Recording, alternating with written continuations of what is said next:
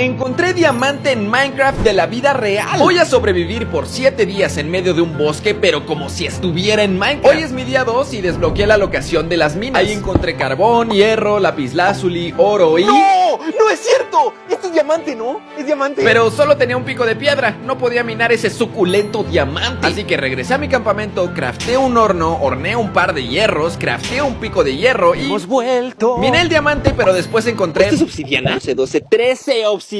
que me serviría para mí. Y ahora mi misión es conseguir 2 diamantes más para craftear un pico de diamante y minar esa obsidiana para mí. Deseenme suerte.